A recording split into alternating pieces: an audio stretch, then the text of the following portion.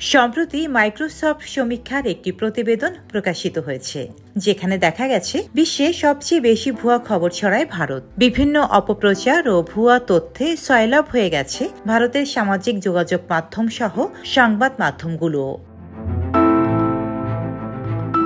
2024 সালের জানুয়ারিতে প্রকাশিত সামাজিক যোগাযোগ মাধ্যম পর্যবেক্ষণকারী স্ট্যাটিস্টা এর গবেষণা প্রতিবেদন থেকে এমনই চিত্র পাওয়া গেছে। তবে এই শীর্ষ 10 দেশের তালিকায় বাংলাদেশ নেই, যা দেশের জন্য একটি ইতিবাচক দিক।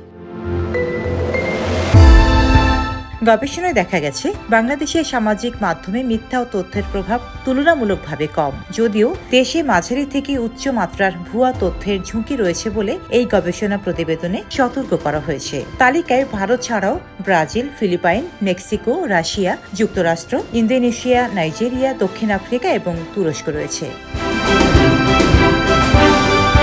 মাইক্রোসফটের জরিপ অনুযায়ী 60%-রও বেশি অনলাইনে ভুয়া খবরের মুখোমুখি হয়েছেন, যেখানে এর হারের বৈশ্বিক গড় 57%। বিভিন্ন জরিপ এবং গবেষণা বলছে ভারতীয়দের বড় অংশ প্রধানত সামাজিক মাধ্যমেই খবর পান, যেখানে তথ্য খুব কমই যাচাই বাছাই করা হয়।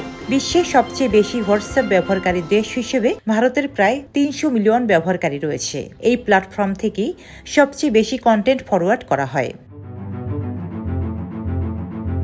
বেশিরভাগ ভারতীয়রা পরিবারের বা বন্ধুদের কাছ থেকে পাওয়া বার্তার উপর অন্ধভাবে বিশ্বাস করেন। ফলস্বরূপ যাচাই ছাড়াই বার্তা ফরওয়ার্ড করা হয়, ফলে সামাজিক ক্ষেত্রে মিথ্যা তথ্য আরও দ্রুত ছড়িয়ে পড়ে।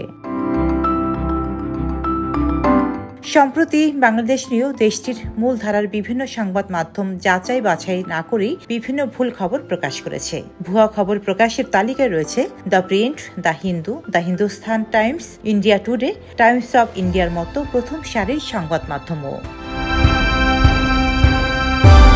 ডেস্ক রিপোর্ট, সাম্প্রতিক দেশকাল।